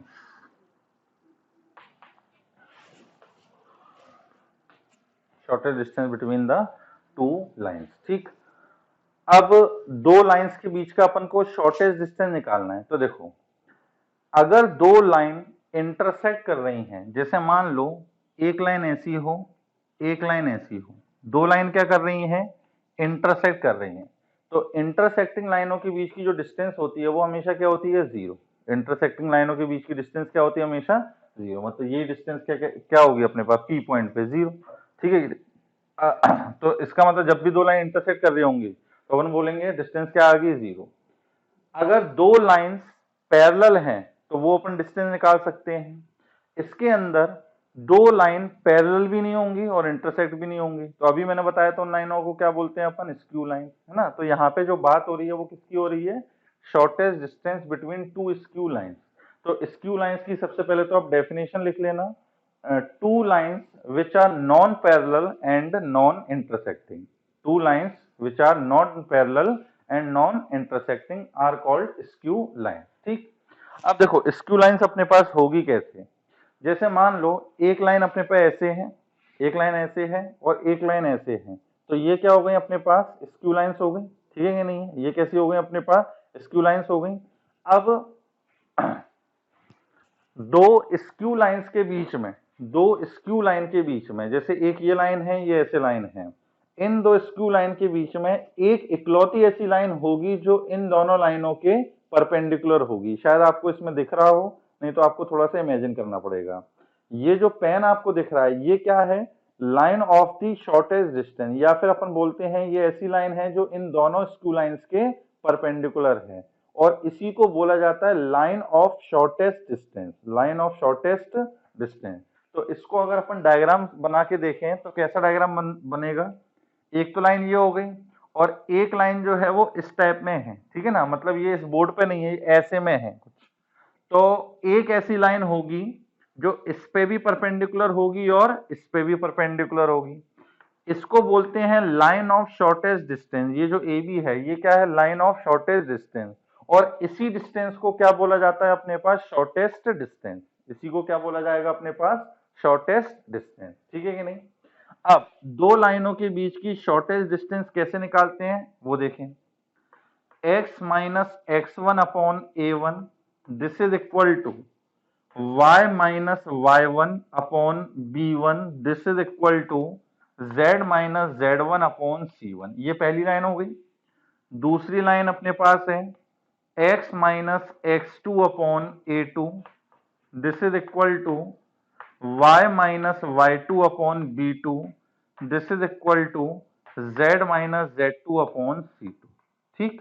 ये अपने पास दो लाइंस हो गई। अब इनके बीच की अपन को निकालनी है शॉर्टेस्ट डिस्टेंस। तो शॉर्टेस्ट डिस्टेंस को अपन रिप्रेजेंट किससे करेंगे, S T, shortest distance. This is equal to, अब अपन इसके डेरिवेशन पे नहीं जा रहे क्योंकि किसी काम का नहीं है। अपन को क्या है, इसका सिर्फ फॉर्मूला याद रखना है, और इसका फॉर्मूला अपन कार्टेशियन फॉर्म में भी याद रखते हैं और वेक्टर फॉर्म में भी।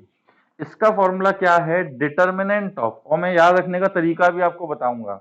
दिखने में बहुत लंबा चौड़ा लगेगा लेकिन याद रखना बड़ा आसान है। Determinant of x2 minus x one, y2 minus y one, z2 minus z one, ठीक। पहली रो में तो आ गया x2 minus x one, y2 minus y one, z2 minus z one. Second row में किसी भी लाइन, किसी भी एक लाइन के डीआर्स, तो a1 b1 c1 फिर a2 b2 c2। क्लियर है ये चीज, यहां तक अपन ने लिख लिया। Whole divided by, whole divided by root of, root of. अब रूट के अंदर क्या एक्सप्रेशन आने वाला है, तो देखो अपन सेकंड और थर्ड रो के अंदर क्रॉस मल्टीप्लिकेशन मेथड लगाते हैं, है ना। सेकंड और थर्ड रो में क्रॉस मल्टीप्लिकेशन मेथड लगाते हैं। कैसे, जैसे अपन लिखते हैं ना a अपॉन, तो a के वाली टर्म छुपा लेते थे, तो a के नीचे क्या आता था, b1c2 minus b2c1, b1c2 minus का b2c1, a को छुपाया अपने a की टर्म को, b1c2 माइनस b2c1, इसका क्या स्क्वायर, इसका क्या स्क्वायर, प्लस प्लस। अब माइनस बी अपॉन लिखते थे, तो माइनस बी ऊपर वाले से मतलब नहीं है, उसके नीचे क्या आता था, तो इसको छुपा लो, a1c2 माइनस a2c1 इसका स्क्वायर प्लस प्लस। अब सी वाली टर्म छुपाई तो a1b2 माइनस a2b1 का स्क्वायर, ठीक है ना। और इस पूरे का क्या मॉड, मॉड क्यों ले रहे हैं, क्योंकि लेंथ है, बाय चांस इस डिटर्मिनेंट की वैल्यू -3 आ गई और नीचे वाला 4 आ गया, तो -3/4 थोड़ी ना बोलेंगे लेंथ, लेंथ तो क्या बोलेंगे हमेशा अपन प्लस पॉजिटिव बोलेंगे, तो इसलिए क्या लगा देते हैं मॉड। अब देखो याद रखने का तरीका जो है बड़ा आसान है, कैसे, पहली वाली जो लाइन है वो किस पॉइंट से पास हो रही है, पहली वाली जो लाइन है वो किस पॉइंट से पास हो रही है, x1 y1 z1, दूसरी वाली लाइन किससे पास हो रही है, x2 y2 z2, क्लियर है ये चीज, दूसरी वाली लाइन इससे पास हो रही है। अब इन दोनों पॉइंट को जोड़ने वाली लाइन के डीआरसी तो लिखे हैं, ये पहली रो में क्या लिखे हुए हैं, इन दोनों पॉइंट को जोड़ने वाली लाइन के डीआर, तो क्या करा अपन ने, इस लाइन के D R x2 minus x1 y2 minus y1 z2 minus z1 वो लिख दिया अपन ने, क्लियर है ये चीज, ये अपन ने क्या लिख दी है, इस लाइन के डीआर। अब सेकंड रो में किसी भी एक लाइन के डीआर लिख दो, तो a1 b1 c1 फिर a2 b2 c2, तो न्यूमरेटर में तो क्लियर है ये आ गया। फिर क्या करना है अपन को, ये वाली लाइन मान लो x1 y1 z1 से पास हो रही है, ये वाली लाइन x2 y2 z2 से पास हो रही है, तो दोनों का डिफरेंस अपन को पहली रो में लिख देना है, दूसरी रो में अपन ने इसके डीआर लिख दिए, तीसरी रो में अपन ने इसके डीआर लिख दिए, होल डिवाइडेड बाय रूट के अंदर, और फिर अपन ने सेकंड और थर्ड रो में क्या लगा दिया, क्रॉस मल्टीप्लिकेशन मेथड, मतलब रूट के अंदर इसको छुपा लो b1c2 माइनस b2c1 का होल स्क्वायर, प्लस फिर इसको छुपाया a1c2 माइनस a2c1 का स्क्वायर, प्लस इसको छुपाया a1b2 माइनस a2b1 का होल स्क्वायर, क्लियर है ये चीज। तो ये अपने पास क्या आ गई, शॉर्टेस्ट डिस्टेंस। अब इसको अपन अप्लाई करते हैं एक आध क्वेश्चन में, है ना, इस क्वेश्चन को इसको नोट कर लीजिएगा।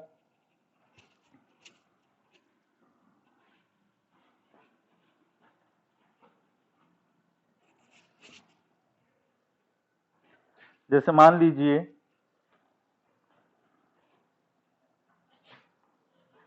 फॉर एग्जाम्पल दो लाइन दे रखी हैं, पहली लाइन है x minus 1/2 y minus 2/3 this is equal to z minus 3/4, ये हो गई अपने पास लाइन L1, ठीक है।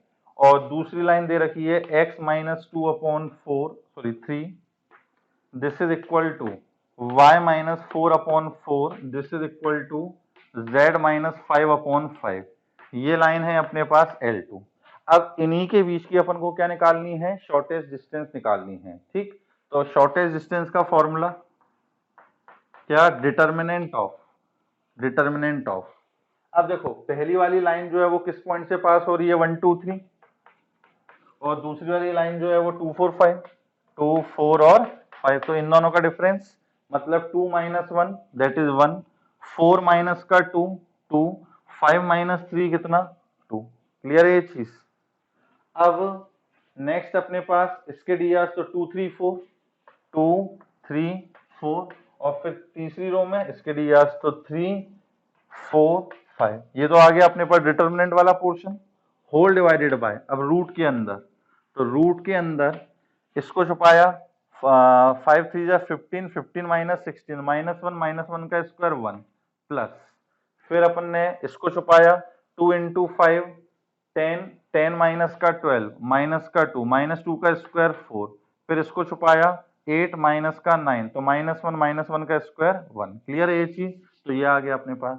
अब इस डिटर्मिनेंट को कैलकुलेट कर लेते हैं, है ना, तो ऑपरेशन लगाने की जरूरत नहीं है, सीधे एक्सपेंड मारो, 1 इंटू 15 माइनस का 16 माइनस 1 माइनस 2 इंटू इसको छुपाया तो 10 माइनस 12 माइनस का 2 और प्लस 2 टाइम्स 4 माइनस का 9 that is -1, whole divided by कितना, रूट के अंदर 6, और इस पूरे का क्या लेते हैं अपन, मॉड, क्योंकि लेंथ है तो लेंथ कभी भी नेगेटिव नहीं आएगी।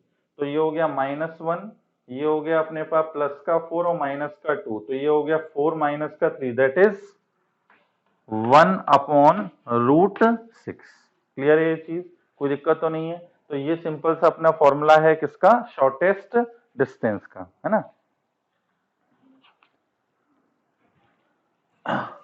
अब नेक्स्ट इसमें जो चीज आती है वो आती है कोप्लेनर की। नेक्स्ट जो आता है वो किसका आता है अपने पास, एक कोप्लेनर का।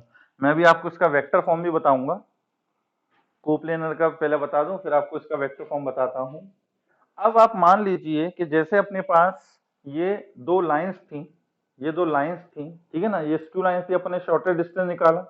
अगर मान लीजिए कि इस लाइन को अब मैं इसके पास लाता जाऊं, पास लाता जाऊं, पास लाता जाऊं और एकदम इसके ऊपर लेके आ जाऊं, मतलब शॉर्टेस्ट डिस्टेंस क्या हो जाएगी, 0। अब अगर शॉर्टेस्ट डिस्टेंस 0 हो गई तो ये दोनों लाइनें जो है वो सेम प्लेन में आ गई या नहीं, आपको दिख रहा होगा ये दोनों लाइनें जो हैं वो सेम प्लेन में आ गई। तो इसका मतलब अपन क्या बोलेंगे कि यदि अपने पास दो लाइनें सेम प्लेन में हैं, दो लाइनें क्या हैं, सेम प्लेन में हैं, मतलब कोप्लेनर हैं, तो वो उनके बीच की शॉर्टेस्ट डिस्टेंस क्या होगी, 0। लेकिन ये पूरी तरीके से स्टेटमेंट सही नहीं है। दो लाइनें तो एक प्लेन में हो एंड नॉन पैरेलल हो, दो लाइनें सेम प्लेन में हो एंड नॉन पैरेलल हो, तो उनके बीच की शॉर्टेस्ट डिस्टेंस क्या होगी, हमेशा 0 होगी।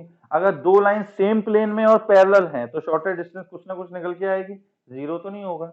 दो पैरेलल लाइन के बीच की जो डिस्टेंस होगी उसी को क्या बोल देंगे अपन, शॉर्टेस्ट डिस्टेंस, ठीक है ना। तो कंप्लीट स्टेटमेंट अपने पास क्या है कि दो लाइन अगर कोप्लेनर है और नॉन पैरेलल हैं, coplanar and non parallel, parallel नहीं होनी चाहिए, तो उनके बीच की शॉर्टेस्ट डिस्टेंस क्या होगी अपने पास, 0 होगी। क्लियर है ये चीज, कोई दिक्कत तो नहीं है। या अपन ये भी बोल रहे हैं कि शॉर्टेस्ट डिस्टेंस अगर 0 है, शॉर्टेस्ट डिस्टेंस अगर कैसी है, 0, तो वो कैसी हो जाएंगी अपने पास, कोप्लेनर हो जाएंगी। क्लियर है ये चीज। अब इस पे कैसे क्वेश्चन आता है, देखिए जैसे दो लाइन दे देगा, दो लाइन दे देगा, उसमें एक अननोन होगा, अब वो बोल देगा कि कोप्लेनर है तो उस लैम्डा की वैल्यू निकालो, या प्रूव करने को दे देगा कि भैया ये कोप्लेनर है, प्रूव करो। जैसे for example show that the lines x plus 3 upon minus 3 this is equal to y minus 1 upon 1 this is equal to z minus 5 upon 5। एक लाइन तो ये है, दूसरी है x plus 1 upon minus 1 this is equal to y minus 2 upon 2 this is equal to z minus 5 upon 5, ठीक है ना। अब अपन को प्रूफ करना है कि ये कोप्लेनर है, prove that this lines are coplanar.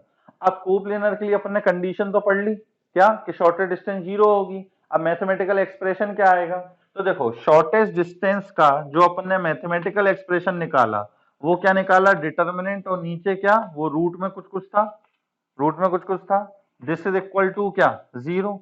अब जब अपन इसको 0 के इक्वल रखेंगे तो इसको क्रॉस मल्टीप्लाई कर दो, क्या हो जाएगा ये 0। तो इसका मतलब जो डिटर्मिनेंट में एक्सप्रेशन था क्या, x2 minus x1 y2 minus y1 z2 minus z1, फिर a1 b1 c1 और a2 b2 c2, ये अल्टीमेटली किसके इक्वल होना चाहिए, 0। डिनोमिनेटर से अपन को कोई मतलब नहीं है, ठीक है ना। तो अपन सिर्फ ये एक्सप्रेशन निकाल के देखेंगे, अगर ये 0 के इक्वल हुआ तो अपन क्या बोल देंगे कि ये कोप्लेनर है। अगर ये 0 के इक्वल हुआ मतलब शॉर्टेस्ट डिस्टेंस 0 आ गई, तो क्या बोल देंगे अपन, ये कोप्लेनर है ना, और नहीं आई तो कोप्लेनर नहीं है। अब इसमें जैसे मान लो, चलो इसको चेंज करते हैं, अपन बोलते हैं ये कोप्लेनर है तो लैम्डा की वैल्यू निकालो, ये कोप्लेनर है तो लैम्डा की वैल्यू निकालो। तो अपन क्या करेंगे इसके अंदर, देखो पहली वाली लाइन कहां से पास हो रही है वो लिख लो, पहली वाली लाइन पास हो रही है -3 1 और 5 से, एंड दूसरी वाली लाइन कहां से पास हो रही है, -1 2 एंड 5 से, ठीक है कि नहीं है। अब एक में से दूसरे को माइनस करो, डिटरमिनेंट निकाल रहे ना, डिटरमिनेंट किसका, ये वाला x2 माइनस x1, मतलब -3 माइनस ऑफ -1 माइनस का 2 1 माइनस का 2 दैट इज -1 5 माइनस 5 कितना, 0। फिर इसके डीआर्स लिख देते हैं -3 1 लैम्डा, फिर इसके डीआर्स -1 2 और 5, इसको क्या करोगे 0 के इक्वल रख लोगे, ठीक है ना। इसको अब सॉल्व कर लेना तो लैम्डा की वैल्यू आ जाएगी, इसको सॉल्व कर लोगे तो लैम्डा की वैल्यू आ जाएगी, ठीक। सॉल्व कर लेते हैं, सिंपल सा है, पहली रो क्या लूंगी, एक्सपेंड कर दो, -2 टाइम्स 5 माइनस का 2 लैम्डा प्लस 1 टाइम इसको छुपाया माइनस का 15 और प्लस का लैम्डा बराबर कितना 0। तो ये आ गया अपने पास -10 प्लस का 4 लैम्डा -15 और प्लस का लैम्डा बराबर 0। तो -20 -10 और -20 -15 -25 this is equal to minus का 5 लैम्डा। तो लैम्डा बराबर कितना 5। ठीक है ना, ये वैल्यू रखी थी शायद अपने पहले। तो लैम्डा की वैल्यू क्या आ गई 5। तो ये अपने पास किसकी कंडीशन हो जाएगी कोप्लेनर होने की, कि दो लाइंस अगर कोप्लेनर है मतलब सेम प्लेन में है तो उनकी शॉर्टेस्ट डिस्टेंस क्या रख देंगे अपन 0 के इक्वल। ठीक है ना।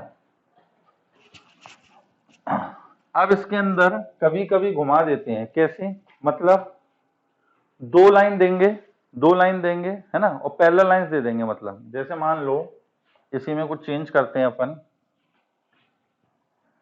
x प्लस 3 अपॉन 2 और y माइनस 5 अपॉन 1। ठीक है, और दूसरी लाइन दे रखी है, दूसरी लाइन अपन को दे रखी है x plus 4 upon 2 this is equal to, या चलो इसको कर दिया 4 y plus 1 upon 4 this is equal to z minus 3 upon 2। ठीक, अब बोलेंगे find the shortest distance between these two lines. इन दो लाइंस के बीच की शॉर्टेस्ट डिस्टेंस निकालो। अब शॉर्टेस्ट डिस्टेंस देखते सही दिमाग में वही फॉर्मूला आता है शॉर्टेस्ट डिस्टेंस का, तो बच्चे वही लगाने बैठ जाते हैं। ठीक है ना, तो लगाओ। चलो पहली वाली लाइन कहां से पास हो रही है -3 1 एंड 5 से। दूसरी वाली लाइन कहां से पास हो रही है -4 -1 और 3 से। लगाते हैं शॉर्टेस्ट डिस्टेंस का फॉर्मूला। शॉर्टेस्ट डिस्टेंस का फॉर्मूला लगाते हैं, क्या आएगा डिटर्मिनेंट ऑफ एक में से दूसरे को माइनस करो, -3 -4 तो ये आ जाएगा 1 1 प्लस 1 कितना 2 5 माइनस 3 कितना 2। अब इसके डीआर्स लिखते हैं तो ये आ जाएंगे 2 2 1, फिर इसके डीआर्स लिखोगे तो क्या 4 4 2 होल डिवाइडेड बाय रूट के अंदर कुछ कुछ आएगा अपने पास है ना, इसका स्क्वायर प्लस इसका स्क्वायर प्लस इसका स्क्वायर। अब यहाँ पे आप देखो थर्ड वाली रो से क्या कॉमन आ रहा है 2 कॉमन आ रहा है। थर्ड वाली रो से जब 2 कॉमन लोगे तो यहाँ 2 बचेगा, यहाँ 2 बचेगा, यहाँ पर 1 और बाहर निकल के क्या आ जाएगा अपने पास 2। अब आपको दिख रहा होगा कि सेकंड रो और थर्ड रो क्या हो गए आइडेंटिकल। इसका मतलब इनके बीच की शॉर्टेस्ट डिस्टेंस क्या आ गई 0 आ गई। ये तो आइडेंटिकल होगा, इसकी वैल्यू क्या हो गई 0, मतलब शॉर्टेस्ट डिस्टेंस क्या निकल के आ गई 0। लेकिन एक्चुअल में इनके बीच की डिस्टेंस 0 है ही नहीं। क्यों नहीं है, आपको साफ नजर आ रहा होगा दोनों लाइंस कैसी हैं पैरेलल हैं, और अगर दोनों लाइंस पैरेलल हैं तो उनके बीच की शॉर्टेस्ट डिस्टेंस 0 थोड़ी ना होगी। अरे बात समझ में। तो अब इसको कैसे करें, अगर दो पैरेलल लाइन के बीच में शॉर्टेस्ट डिस्टेंस निकालनी पड़ जाए तो अब इसको कैसे निकालें। तो देखो इसको भी अपन जनरल पॉइंट का कंसेप्ट यूज करके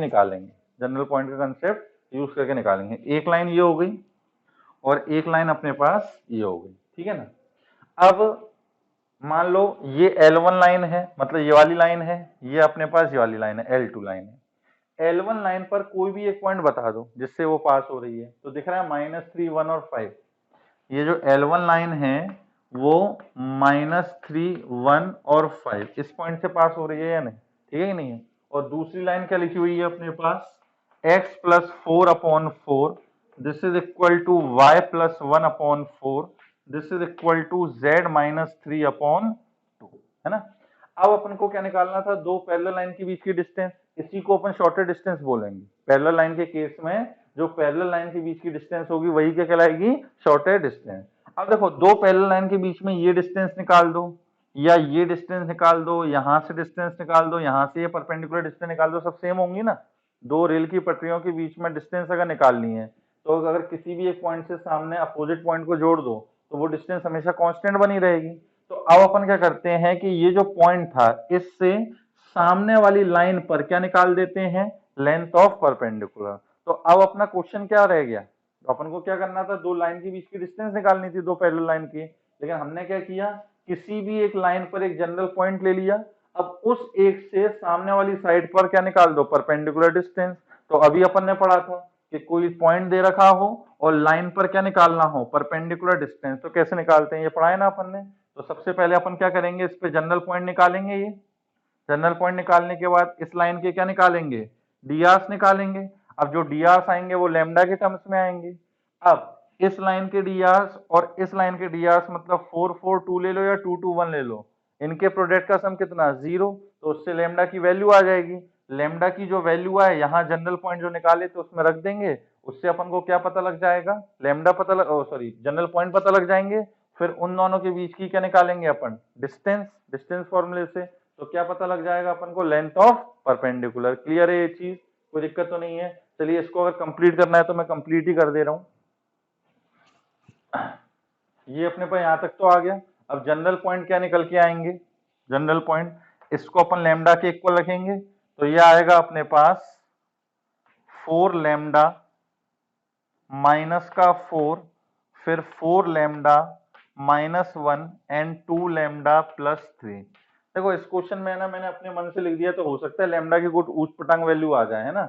एग्जाम में जो क्वेश्चन देते हैं उसमें देखो अच्छी वैल्यू आती है, लैम्डा की वैल्यू 1 2 0 -1 इस टाइप की। अभी मैंने मन से ले लिया है तो थोड़ी सी ऊट पटांग से वैल्यू आ सकती है, बोलो लैम्डा की वैल्यू आ गई 63/54, तो अपन कहाँ तक सॉल्व करेंगे, तो इसमें अपन लेन देते हैं, है ना।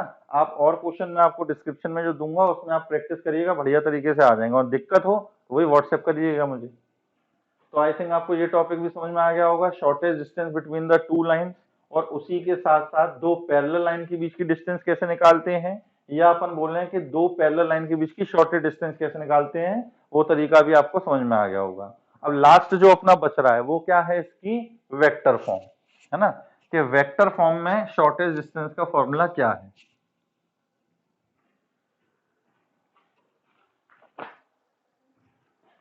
तो लास्ट जो आता है अपने पास second, vector formula, formula of shortest distance, ठीक है ना। देखो पहली लाइन तो अपन ने मान ली a1 vector plus lambda times b1 vector, और दूसरी लाइन अपन ने मान ली a2 वेक्टर प्लस लेमडा नहीं म्यू टाइम्स b2 वेक्टर। अब देखो पहली वाली लाइन जो है वो किस पॉइंट से पास हो रही है, जिसका पोजीशन वेक्टर a1, और ये जो लाइन है वो b1 के पैरेलल है। सिमिलरली दूसरी लाइन a2 पोजीशन वेक्टर से पास हो रही है और b2 के पैरेलल है। अब इसमें जो शॉर्टेज डिस्टेंस का फॉर्मूला है ये बहुत छोटा सा है, मतलब छोटा सा एक्सप्रेशन है, क्या, बॉक्स ऑफ जो डिटर्मिनेंट वाला था उसको अपन बॉक्स के फॉर्म में लिख सकते हैं, क्योंकि बॉक्स ऑफ एबीसी को अपन डिटर्मिनेंट के फॉर्म में लिख सकते हैं, बॉक्स ऑफ। अब अपन ने जो फॉर्मूला पढ़ा था उसमें क्या था, x2 - x1 y2 - y1 z2 - z1, मतलब एक पॉइंट में से दूसरे को माइनस कर दिया था, तो इसमें भी वही करेंगे। ये a2 पॉइंट से पास हो रहा है, ये a1 से पास हो रहा है, तो a2 vector minus a1 vector, box of a2 vector minus a1 vector, ये तो एक वेक्टर आ गया।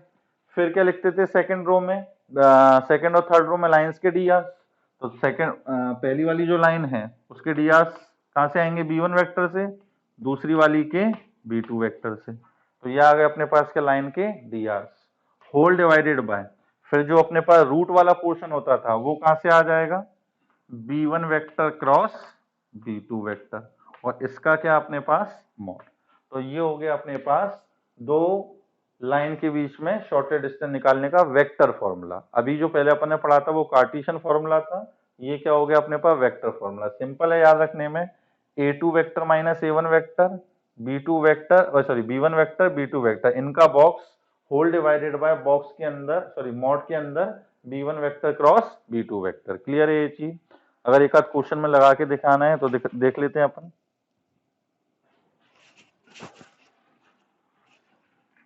देखो जैसे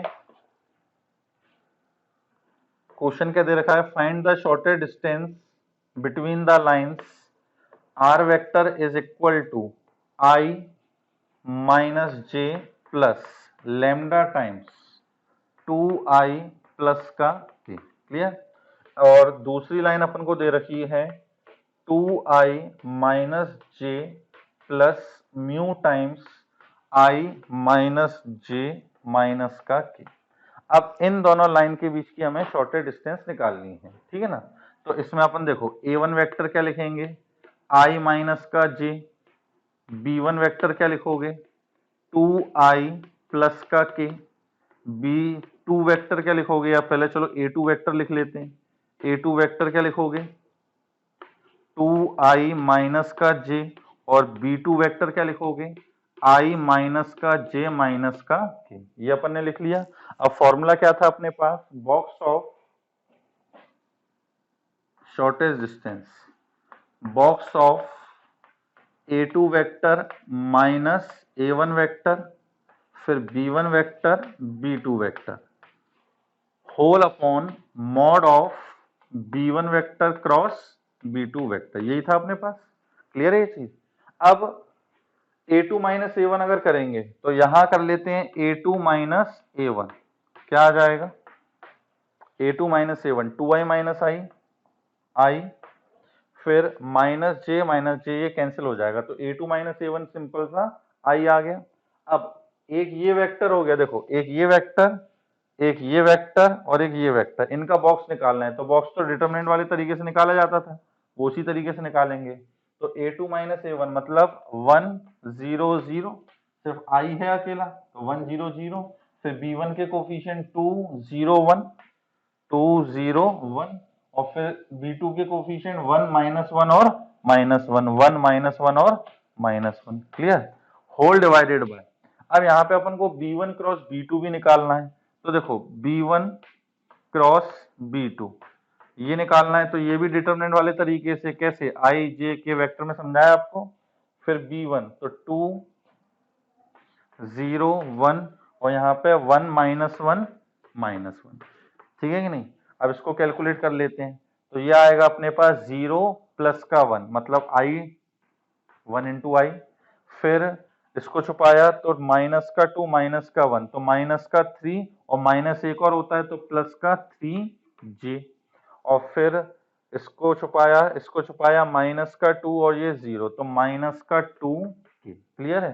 तो ये आ गया b1 vector cross b2 vector. इसका अपन को क्या लेना है, इसका अपन को लेना है mod of i plus 3j minus का 2k। क्लियर है ये चीज, इसका निकालना है मॉड।